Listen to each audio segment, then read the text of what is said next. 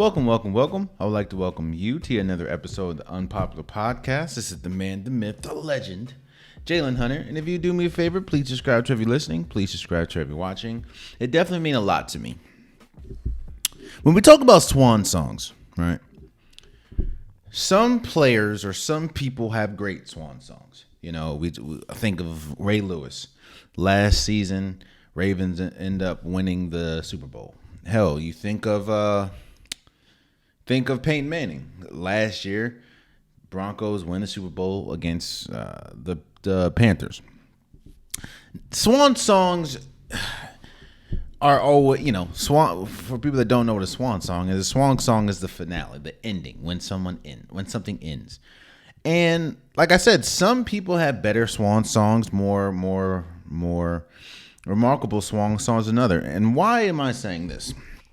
So I think either Friday or Saturday, Albert Pujols joined the 700 club. For people that don't know, that's 700 home runs. I think there's only 4 players in there. There's him, there's Hank Aaron, there's Barry Bonds, and there is what's his name? Babe Ruth. You see, there's a lot of finales coming, this year. We talked about Serena Williams. This is her last year, or she's pretty much retired from tennis. Roger Federer retiring from tennis, and Albert Pujols. He's already come out and said this is last year. So to have a swan song, this isn't winning the World Series, and I don't think the Cardinals really have a shot of winning the World Series, especially when you look at some of the teams. When we look at the Braves, we look at the Dodgers, the Mets. I don't really think the Cardinals have a chance. But this is probably the best swan song that you can pick for Albert Pujols. A person that's never really had controversy. A person that, when we think about baseball, he's been on the Angels, he's been on the Dodgers, now he's with the Cardinals. He will go down as one of the greatest of all time. Now, I say that a lot. I talked about Serena Williams, greatest of all time. I talked about Roger Federer. What really makes you the greatest of all time is you have to solidify yourself in something. Your name has to be solidified somewhere. For instance, Michael Jordan, arguably the greatest of all time, he is pretty much the face of basketball and has been the face of basketball since, he was in the league. LeBron James can arguably be the greatest of all time, one of the greatest athletes we've ever seen. Steph Curry, one of the greatest of all time, he solidified himself as the greatest shooter of all time. When we talk about football, we can talk about Tom Brady, we can talk about Aaron Rodgers. If you want to go to the wide receiver position, we can talk about Randy Moss, Jerry West, or Jerry Rice, T.O. In order to be considered one of the GOATs or one of the greatest of all time, you have to solidify yourself in something. And what Pujols has done is he has put himself in a class that clearly is exclusive, seeing as that there's only 4 people in it. Now, yes, I'm almost sure if you ask Albert Pujols, he'd probably forfeit a couple of those home runs if it can grant him a World Series or 2. But he's done something that I don't see happening. Yeah, you have Aaron Judge, and we talked about him last episode. Yeah, you have Aaron Judge going for 61. But I don't see many people. Oh, it's going to be hard for me to see somebody do this again. Maybe Aaron Judge, maybe. I would say Giancarlo Stanton, but he has injury problems. But yeah, man, congratulations to Albert Pujols. Albert Pujols, someone that embodies baseball. When you look at Albert Pujols, he looks like a baseball player. And he has done something. He has solidified himself. Even if this is his last year, so he's he's not coming back. And he will always be in the record books. First, in my opinion, first ballot Hall of Famer. in my opinion, more than likely should get his jersey retired in a couple of places. That is, Albert Pujols is him. He's Himothy. Congratulations, Albert Pujols, for 700 home runs and counting, because the season's not over. Let's move forward. This was a interesting week 3 in the NFL. A lot of things that were supposed to happen didn't happen. A lot of things that weren't supposed to happen happened. What we'll do is we'll break down every game like we usually do on a Wednesday. Let's start with the Saints and Panthers. The Panthers got their first win, 22-14. I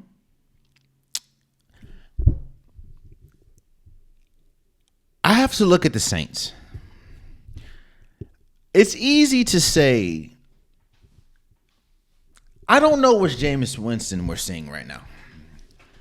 And what I mean by that is, I don't know if this is the Jameis Winston that is struggling due to the fact that he has pretty much broken rib, like a broken back, and still playing and is in an immense amount of pain if you listen to agents and doctors and stuff. And it's just a pain tolerance thing. I don't know if that's the case, or are we seeing the Jameis Winston that we saw in Tampa Bay? Because you throw 3 interceptions the week prior, you lose the game. This game, while you didn't throw, I think you threw like 2 interceptions. One of them was a batted ball. This Jameis Winston that we saw, he didn't have zip on the ball. Now, you could say that's the injury talking, or you could say that that's the inconsistency that Jameis Winston has struggled with his entire career. And I don't know what's going on with the Saints, man, because the defense isn't even playing well. Let me say this. The defense is playing well, but when the defense is on the field so much, you get tired fast. Baker Mayfield did not play good on Sunday in the slightest, and they still won. Christian McCaffrey didn't play good in the slightest. They still won because the Saints didn't do enough to win. So, and this is a Saints team that a lot of people surprisingly had at least make it to the NFC Championship. I'm not going to, there's no reason to push the panic button on the Saints. But I need to see improvement. And I don't know if that's the case or if that's possible with the whole back injury that Jameis Winston has. And the more and more I'm looking, the more and more I'm starting to realize Baker Mayfield might be who he is. And what I mean by that is a pretty simple statement. Baker Mayfield has looked bad this entire year. I know it's 3 games, but this entire year he has not looked good. Now, yes, he did win, and I think he only looked good for a quarter, and that was fourth quarter, the first game. Every other game, he has not looked good at all. Now, it didn't help that Jameis Winston didn't look good either, really, even though the connection between him and Chris Olave on Sunday was electric. I think Chris Olave had like 140-something yards. It was tough, but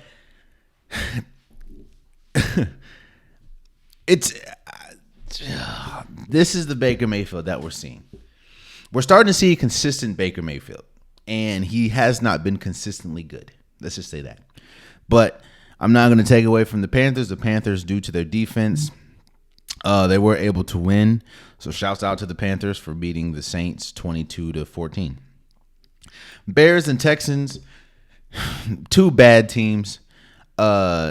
Davis Mills wasn't playing good. I will say this. The Bears did win, but Justin Fields looked terrible.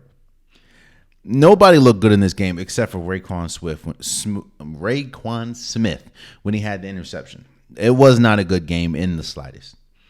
It really wasn't. Nobody played good. Justin Fields, the problems that kind of plagued him year 1, we saw on Sunday, which he stares down receivers. He underthrows a lot of receivers. He throws behind a lot of receivers. If the Texans were a better defense, I think that they probably would have won. And if Davis Mills didn't throw that tough interception, then probably. But the Bears did win, so shouts out to them. One of the games that was shocking was the Colts beat the Chiefs 20-17. The Colts the Colts lose to get destroyed by the Jaguars. Tie with the Texans, but beat the Chiefs. Now, I would say that to me, this game was more of the Chiefs losing than the Colts winning. Because, I mean, you fumble, you have a missed field goal, miss extra point. Some of the clock management it just wasn't the best, and they weren't really aggressive when you thought they would. Maybe that's why you saw a little war of words between what's his name, Patrick Mahomes and Eric Bieniemy. It's just one game, and honestly, the Colts played the best that they could compared to what the Chiefs did. They were talking about this on Get Up the other day. Just because you win doesn't mean that you're the better team. It just means that you were the better team that day. And I think the Colts were just a better team that day. I'm still I'm not going to say holding out hope, but I'm still skeptical about the Colts. Because it doesn't look good. And again, when are you going to miss an extra point? And if you would have made an extra point if they would have hit that extra point and the field goal, they would have won by 1. So, yeah. But congrats, the Colts beat the Chiefs 20-17. Another shocking outcome, in my opinion, was the Dolphins beating the Bills 21-19. Now, RG3 said that the Dolphins were the best team in the league. I don't agree. I will say this, though. I have drastically underestimated the Dolphins. I've underestimated Tua. Tua has been good this year. The things that the question marks that I and a lot of people had about Tua going in, he has answered, which is, can he be consistent throwing the deep ball? Can he be accurate? Like that's something that's been a constant question mark, and he has not been that for the longest. But this year he's been good. Again, it's something to be said when you have a number one receiver. Tua he has 2 number one receivers pretty much. He has Jalen Waddle and Tyreek Hill, but that's something that I didn't take into accountability.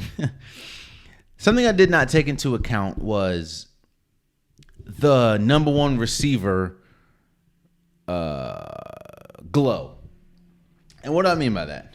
And we've talked about this on this podcast. We see how good Josh Allen looked once he paired with Stephon Diggs. We see how good Kyler Murray looks when he's paired with DeAndre Hopkins. We see how good Aaron Rodgers looked when he paired with Devontae Adams. We see how good Jalen Hurts looks when he's paired with A.J. Brown. There's something that happens when you have the connection with a number one receiver. And the fact that Tua and the Dolphins have 2, and they both just so happen to be the fastest receivers in the league, they've been good. I do think that on Sunday, a lot of it was bad play from the Bills in clutch situations.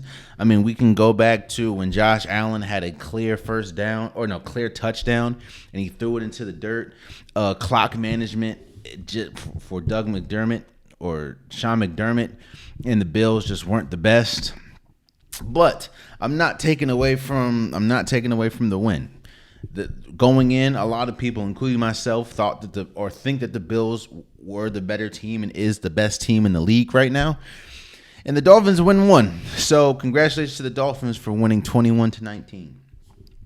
The Lions lose to the Vikings 28-24. Again, and you look at these when you look at these Lions losses or win, or look at these Lions games, they're never really blowouts. They're always close. The Lions are a good team. It's just the one thing that they need to do is they need to figure out how to close games, because they look really good. They look like a very competent and a very good football team through 3 quarters. It's just small moments in the fourth that just lose them the game. They had this game under control. It's just. And hell, Dalvin Cook even separated his shoulder, so I hope that he gets back to 100%. But Jeff Okudah, he held Justin Jefferson to like 14 yards. Justin Jefferson, who a lot of people, including myself, said could be the best wide receiver, but by the end of the year was held to like 3 catches for 14 yards or something like that. This is a good team. It's just they need to learn how to close. And until then, they will continue to lose games like this. They congratulations to the Vikings for winning 28-24. The Ravens beat the Patriots 37-26. The Ravens are going to find themselves, if they don't do us right now, when they can. To me, they're going to find themselves in the same predicament that the Yankees are finding themselves in with Aaron Judge. You see, if they would have paid Aaron Judge the money that he was looking for in the beginning, you wouldn't have to worry moving forward. Because remember, they had to go to court, the arbitrator, or whatever the person's called, try to go get more money. They settled on money. Aaron Judge is going out and at this moment has hit 60 home runs. Triple Crown winner, possibly by the end of the year. And in my opinion, a clear-cut AL MVP. Now, the money that they could have saved by paying him beginning of the year, there's no way in heaven and hell they're going to be able to save now, because now the money, the bag has increased. The pot has increased because he's having an historic year. There's no way you can lowball somebody that's having a historic year. Lamar Jackson, in my opinion, is the front runner for the MVP at this point. No, they're not undefeated. But even the game that they lost, I would put that more on the defense, because Lamar Jackson had like 5 touchdowns that game. Yo, Lamar Jackson is different. And the Ravens should have paid that man when they had the chance. Because I promise you, there's no way that whatever he was asking for the beginning of the year, there's no way that he's going back to the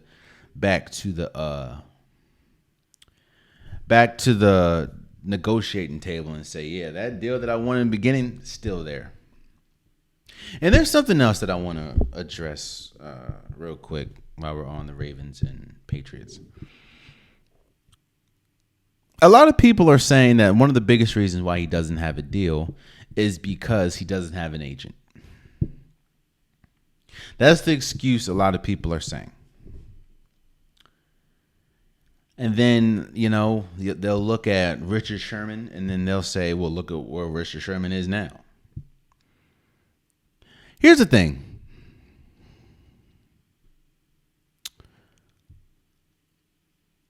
When you're negotiating, when your future is on the line, I understand that there's a normal way of going about things. There is, you get an agent. The agent handles all that. You pay that agent out of whatever the hell you get from your contract. Cool. But when you're dealing with your future, sometimes you want to be hands-on, because for the people I remember the report coming out saying Lamar Jackson's hard to reach. No, he's not. When you're trying to offer somebody $250 million, I'll put my life on the line that it's easy to reach them. What it is people want to go into the negotiating table and think just because you don't have an agent that you're not. There's a stigma to people that want to bypass the agent and just deal with their contract, their future hands, like themselves. Same thing that, and shouts out to Marcus Spears that said it. That's the same thinking that you have when you hear all these anonymous reports saying Lamar Jackson, if he won 12 MVPs, he still wouldn't be a one. I don't want to bring race into it, but I'm about to. And shouts out again to Marcus Spears for saying, imagine if this was Kirk Cousins that was putting up these Lamar Jackson numbers. You think that unanimous, whoever it was, would say that Kirk Cousins isn't a number one if he had 12 MVPs or he was putting up the numbers Lamar Jackson's putting up? You think that Lamar Jackson's not smart enough to know what he's worth? An agent has to do that. An agent has to be the one to tell him that. An agent has to be the one to hear from the team, well, you can't do this, and this. Like, you telling me Lamar Jackson's not smart, and his representation, which I think is his mother, you think they're not smart enough to understand what their son or what he's worth? You think that Lamar Jackson can't look at the fact that he represents 85 to 90% of the Ravens' offense? You think Lamar Jackson can't look at Deshaun Watson, who's not even playing right now, and look at his contract and think to myself, well, there's a couple differences there. I have an MVP, unanimous at that. I don't have any of those off the field issues. I feel statistically that I'm better than him. You don't think Lamar Jackson can do that? You don't think Richard Sherman can do that? All I'm saying is this. The Ravens, you have royally messed up. I'm not going to say you messed it up yet, because this all can come to a glorified conclusion, and Lamar Jackson gets paid and everything is everything.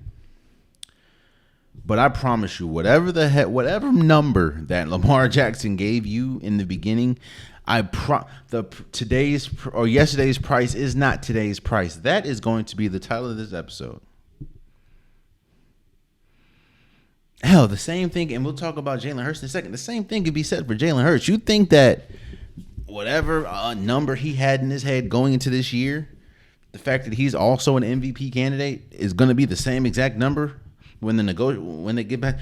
That's why I have a very strong feeling, and I will not be surprised if by the end of the year you hear about a Jalen Hurts extension, like soon. That's what I'm saying. But congratulations to the... Oh, and on the other side, man,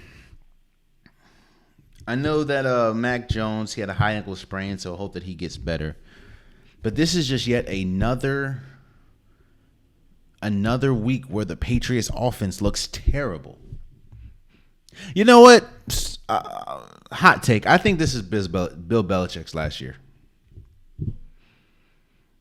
Because there's no way that the great Bill Belichick can look at what we're seeing from the Patriots and not make any adjustments. And when I say any adjustments, you still don't have an offensive person calling the offense.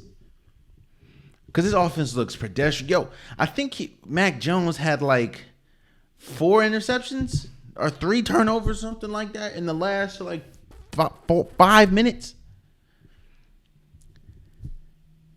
The Ravens defense on Sunday looked like the 2000 Ravens defense, the 2009 Ravens defense.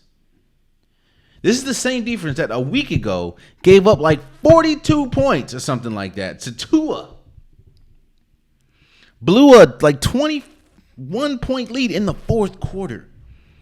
Looked like the 2009 Ravens defense. Marlon Humphrey's getting interceptions. Kyle Hamilton knocking the ball out of Nelson Aguilar's hands, and Marcus Peters picking it up. It was, man, congratulations to the Ravens for beating the Patriots. Bengals beat the Jets 27-12. The Bengals is a better team. I don't think that they look, I think it's the Jets, so of course the Jets aren't that good. But the Bengals, I still think that they need to get some stuff together.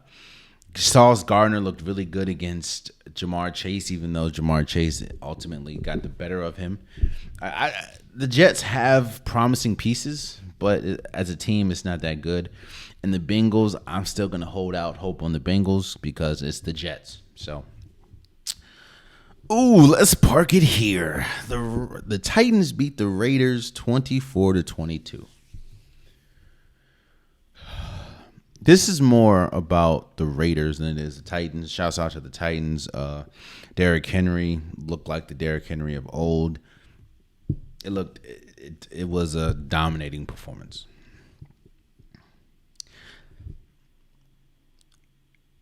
But we need to see. People want to start. You know the reason why people start pressing panic buttons is because their expectations are not being met, and in a fast enough fashion that allows them to be patient. Some people aren't patient. When you get Devontae Adams in the offseason, when you pay Darren Waller for an extension or with an extension, when you have Derek Carr, when you have Hunter Renfrow, when you have Josh Jacobs, you're expected to compete now. So the fact that the Raiders are 0-3, one of the only teams, actually, I think maybe the only team that doesn't have a win, the panic button starts to get hit. And it starts to get hit because when we first went into the season, what was the chorus sounding idea that went into the season? It was the AFC West is the best division by far. Hell, I went out on a limb and said, this division might have every team make the playoffs. That's how good I thought this division was. And as we sit here today, we will talk about the Broncos in a second, but the Raiders look worse than they did last year. With a different head coach, with a different head coach, with a legit number one receiver. In fact, arguably the number one receiver in the NFL. Top 3 tight end secured and healthy. They look horrible. They don't look in sync. I was about to say bye. I was about to make an in sync joke. I don't even think. I'm corny sometimes. They just don't look good. And the problem is, and the thing that I knew going in, the defense was going to be a problem and the offensive line was going to be a problem. But I thought that because you had Derek Carr, because you had the weapons that they have, they could overcome it. Kind of like what Russell Wilson did a lot in Seattle. Seattle after Legion of Boom, Seattle didn't have a good defense. Seattle really has never had a good offensive line. They just had, when they had Legion of Boom, they had a historic defense, and they had Russell Wilson, Marshawn Lynch, Tyler Lockett. They had pieces. So those pieces, that defense was good enough. Russell Wilson was good enough to overcome a poor offensive line. I thought when you have Derek Carr, when you have Devontae Adams, when you have, Darren Waller, they're able to overcome a poor offensive line and poor defense. But that has not been the case. A lot of people are calling for Josh McDaniels' head. Maybe, I don't know, but the Raiders look pedestrian. The Raiders don't look like they had one of the busiest off seasons this year. The Raiders don't look like they acquired arguably one of the best players in the league this year. The Raiders don't look like they have a top 1 receiver, a top 3 tight end, and a fringe top 10 quarterback at times. The Raiders look like a team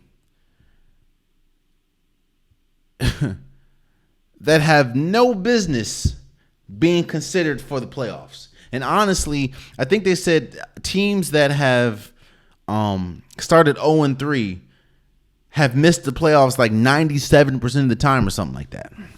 So they could turn it around, but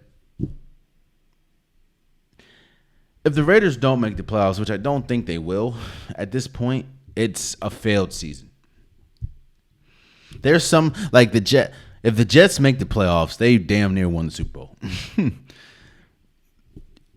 Because I don't even think they expect themselves to make the playoffs. If the Bears make the playoffs, damn near won the Super Bowl. If the Texans go to the playoffs, damn near win the Super Bowl.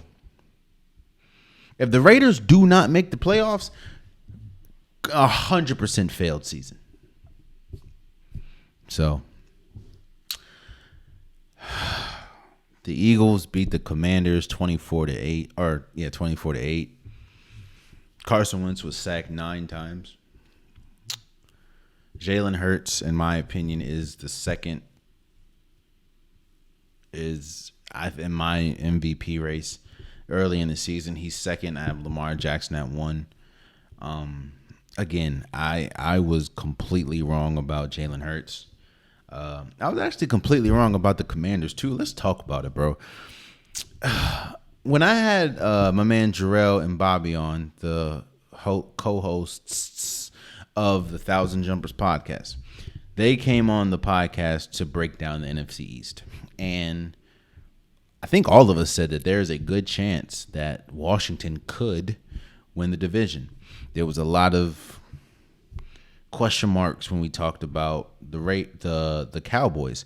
There was a lot of, we know what the hell is going on with the Giants. And there was I think it was Bobby that said probably the Eagles, but no, Jarrell was going crazy about the Eagles, which respectfully so. You have, that has Darius Slay is a great, they have a great team. As we sit here today, to me, they have the best overall team in the NFC.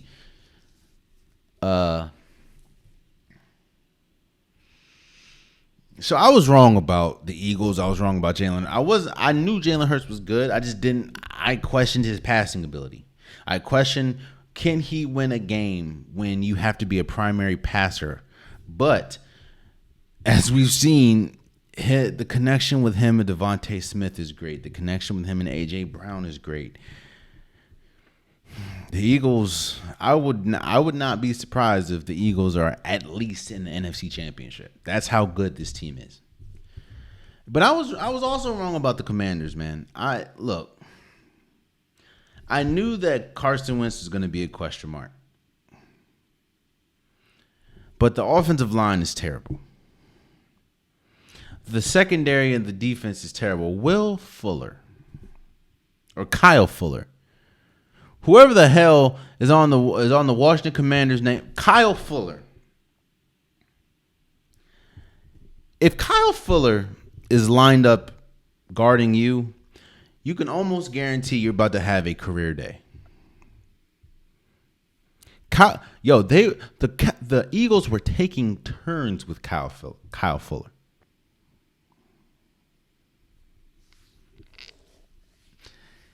And we were supposed to have one of the best defensive lines. They haven't really shown up. Our linebacker core has been horrible this year. The only thing that's been good and a pleasant surprise is how good Jahan Dotson has looked early on. Even though he didn't do much on Sunday. I know that because I started him on fantasy. I won, but still.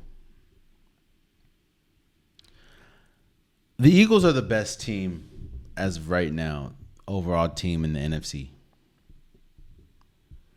And to me, it would be, at least this point, it would be a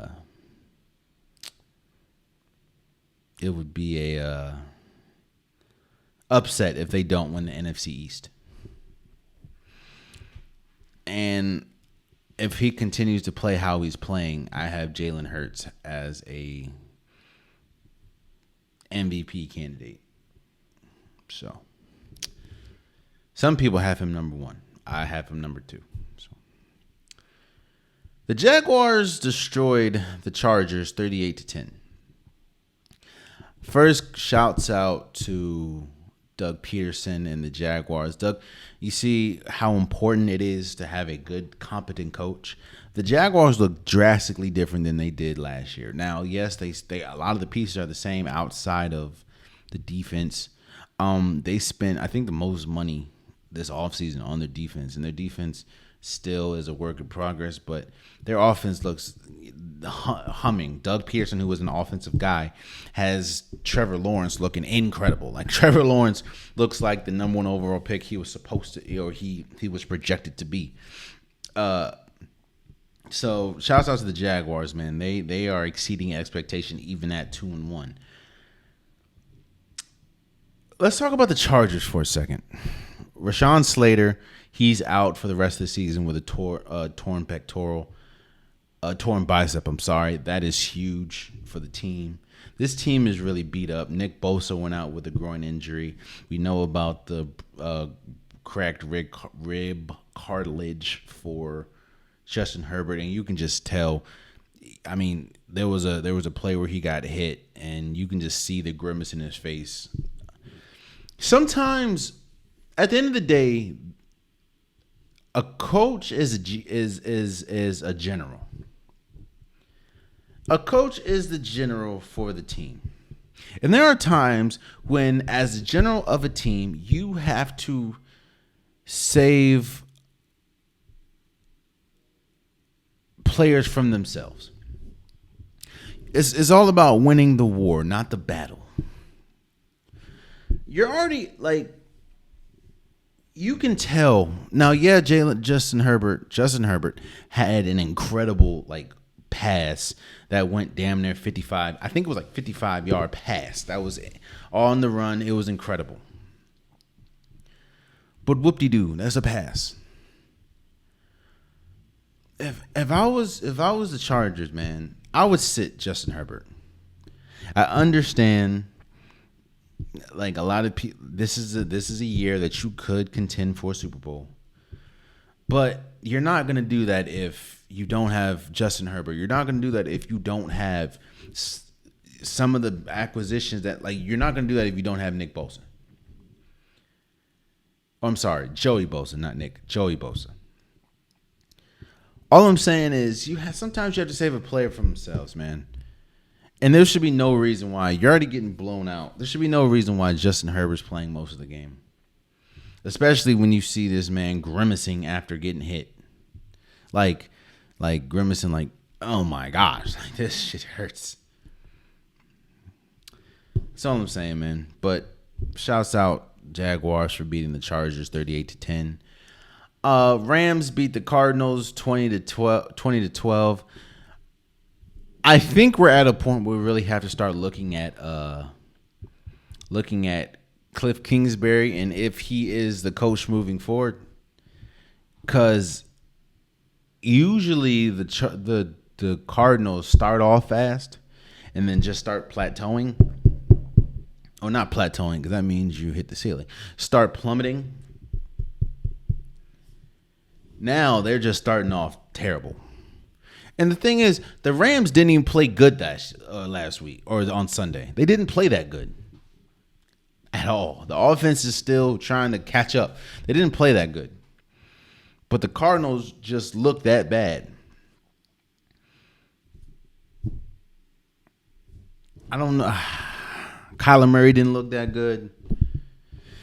Again, I understand DeAndre Hopkins isn't there, and he's one of the best wide receivers in the league, but one player shouldn't drastically change the way an offense. One player that is a wide receiver, by the way, shouldn't drastically change how the offense looks for a team. That should they're there to enhance, to amplify the talents of a quarterback. They're not, when DeAndre Hopkins is not there, the Cardinals look drastically different. It's crazy. But shouts out to the Rams for beating or beating the Cardinals 20-12. Hell, it's bad. But we barely. I know he had a sack, but we barely have talked about Aaron Donald this entire year. Think about that. Falcons beat the Seahawks 27-23. Battle of two trash teams. They suck. Kyle Pitts did get involved. Drake London got involved. Marcus Mariota got involved. Cordell Patterson.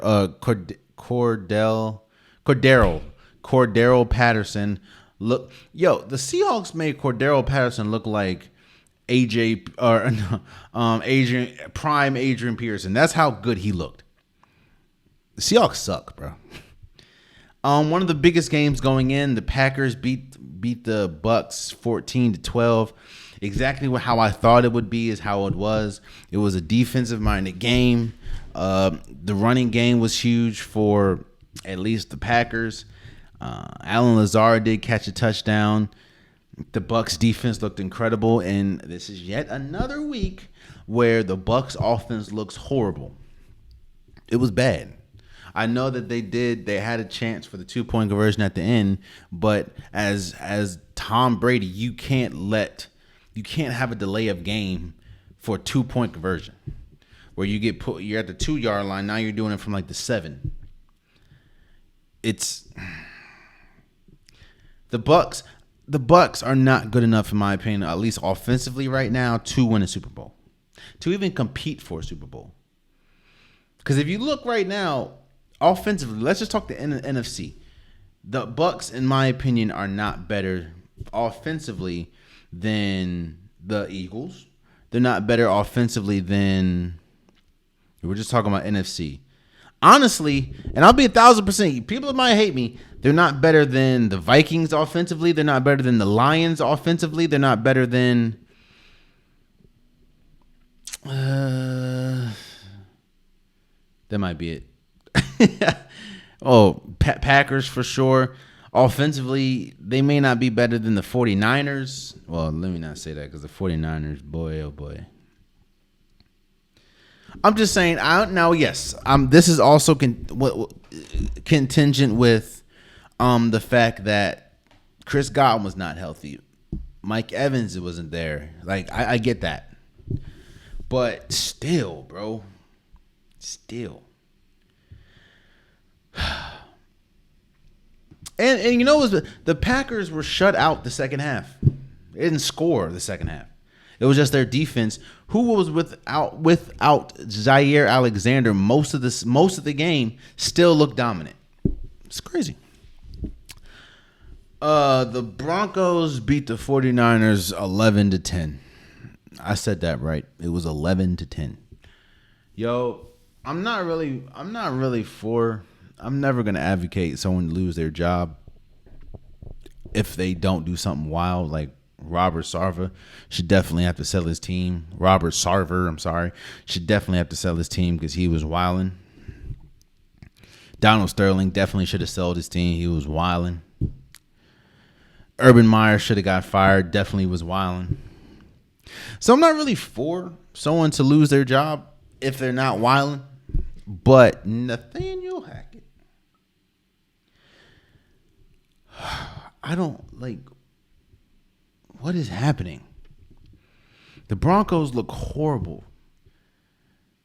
Yet another team in the AFC West. Yet another team that had a bevy of moves that they made this year or this offseason. Getting Russell Wilson. Making some improvements on the offense. Making some improvements on the defense. Their defense is good, but their offense has been horrible. Yo, Russell Wilson looking bad. Cortland Sutton dropping passes. Jared Jeudy dropping passes. Melvin Gordon fumbles the ball damn near every single game. I know he's good, but I'm starting to really question how the hell did this man still have a job? He fumbles the ball every single game. This Broncos team, even though they're 2-1, looks horrible. They still don't know what's going on with the clock management. They still don't know what they're doing with timeouts. They still don't. Russell Wilson still looks like he has absolutely no chemistry with not a single player on this team. Nathaniel Hackett still doesn't know how to draw up a goddamn play. And they brought him here because he's supposed to be an offensive guru because he was coaching, or he was an offensive coordinator for the Packers and Aaron Rodgers. But as I'm starting to see, kind of like Mike McCarthy, the taking Aaron Rodgers off the field in the NFC playoff game when you needed a touchdown to get a field goal, I'm starting to see where that mindset came from. Boy, the Broncos is so bad, bro. And the 49ers that we saw on Sunday is the 49ers. That's who Jimmy G is, which is one of the biggest reasons why people were clamoring to, and why the 49ers were ready to give up Jimmy G. He's going to give you one. If you're the defense, he's going to give you at least one. And he did. The game is that's a 11-10. That's a pickup basketball score. It's terrible. And finally, Monday Night Football. The Cowboys beat the Giants 23-16. First of all, I want to send thoughts and prayers to Sterling Shepard. It was confirmed that he tore his left ACL. That's a huge blow, especially from somebody that already missed all of last year with a leg injury. Once he went down, it looked bad because it was a non-contract. It looked like he was just running slowly, and then he just fell. So I knew it was bad. I wish nothing but speedy recovery and the best for him because he's still a really, really good player. But yeah, Sterling Shepard will be out for the rest of the year due to a left torn ACL. So, and for this game, the biggest reason why I said, if you go back to my prediction that the Cowboys were going to win this game, is exactly why they won. The defense took over. Minka Parsons looked really good. They ran the ball like 31 times. Tony Pollard looked great. Ezekiel Elliott got a touchdown.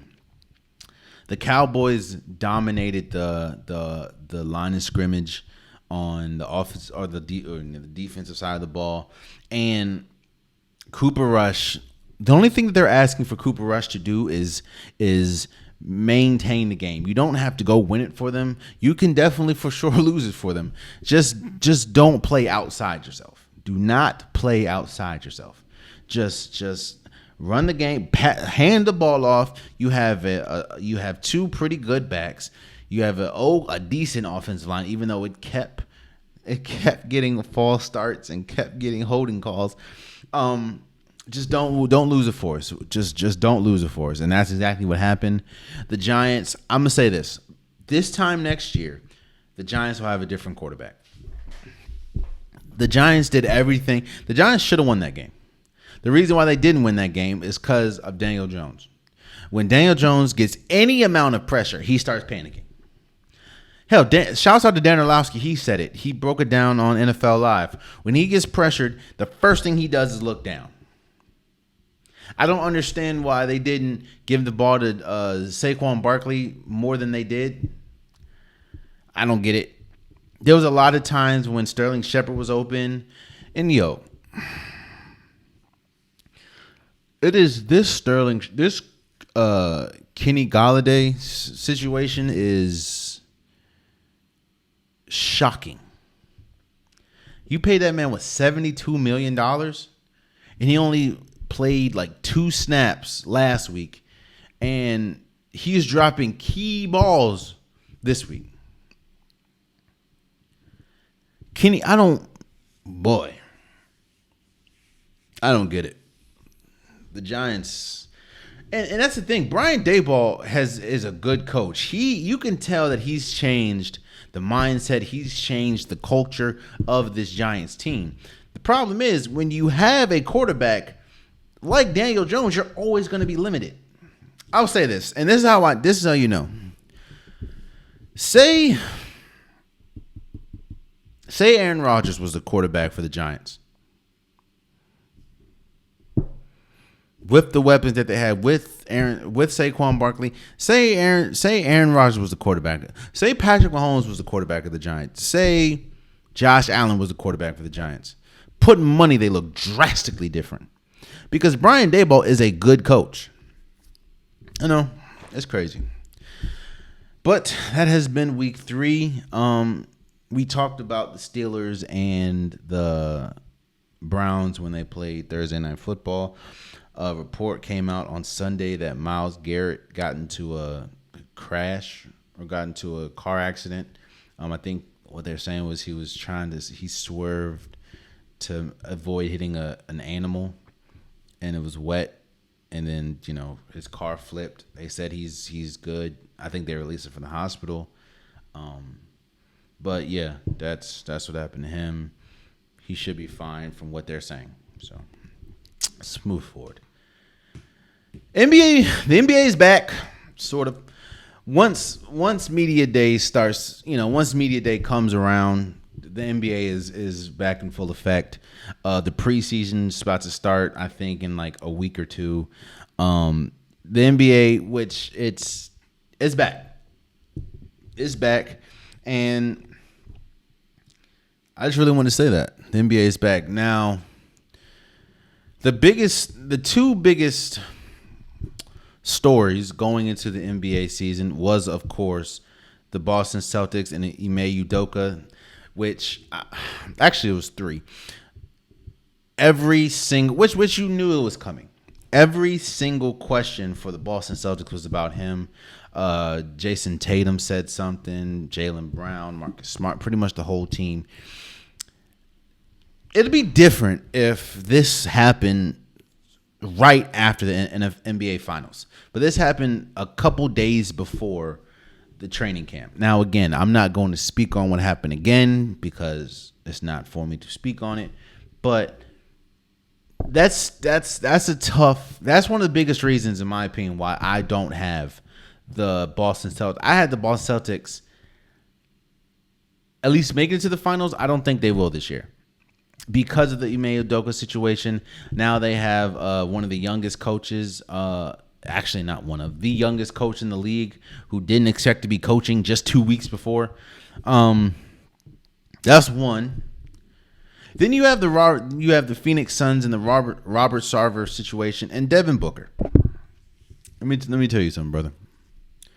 Devin Booker came out and said he's shocked and surprised because that's not the Robert Sarver that he knows.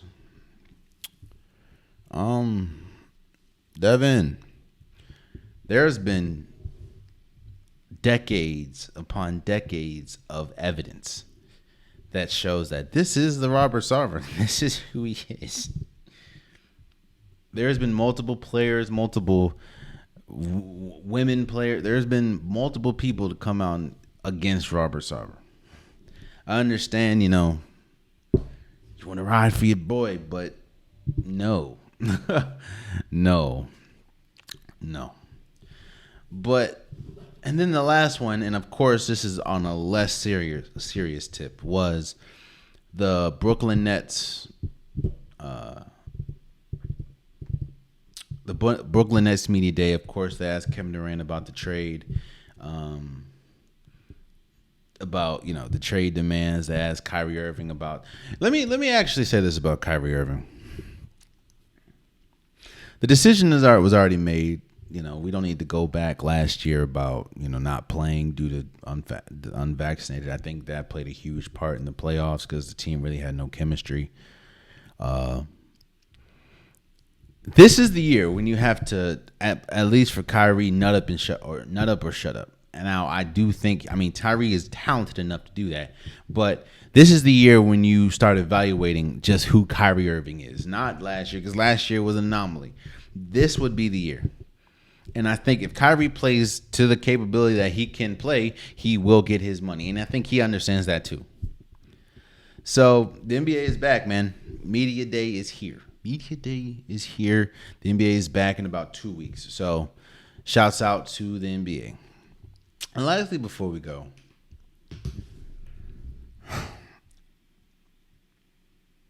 let me tell you guys how important support is. Sometimes all people need is support. Sometimes you don't need financial support. Sometimes verbal support is all somebody needs. Maybe to make it through their day. Maybe to make it through a situation that they're going through. Verbal support is always important. Another thing that is clear is silence. This can sometimes be the loudest thing that you can say. Being silent about something usually shows you how somebody kind of feels, especially when they're asked directly and still refuses to say something. You see, Kim Mulkey, who is currently the coach for LSU, was the former coach for the Baylor college basketball team, women's college basketball team. And Brittany Griner was a player for Kim Mulkey. In fact, I'll go as far as to say Brittany Griner was probably the greatest player that Kim Mulkey has ever coached.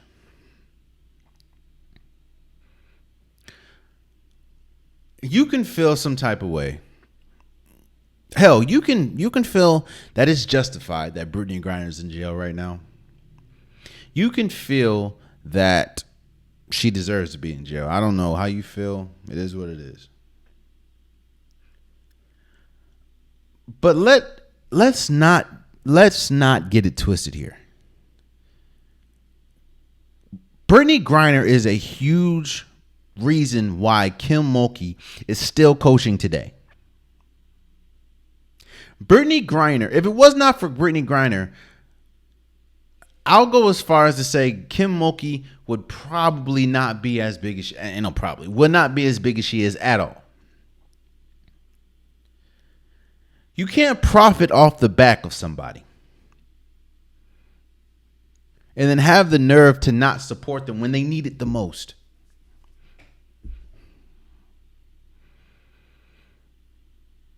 And now you have former players coming out and saying, yeah, that's crazy, bro. Brittany Griner is the reason for Kim Mulkey's career still continuing. And clearly she done forgot that. Because when a reporter asks you, how do you feel about that? Because you haven't commented. And then you go, and I still won't comment. That's crazy. Because Brittany Griner made Kim Mulkey. Let's be real here. And you know that's the case because look at LSU. Did you see LSU in hosting up the? In fact, how many? I'm about to look this up right quick. How many national championships does she have without Brittany Griner?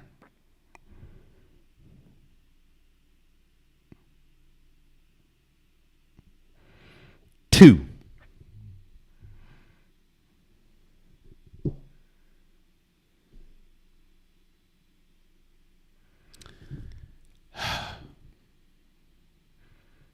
Silence.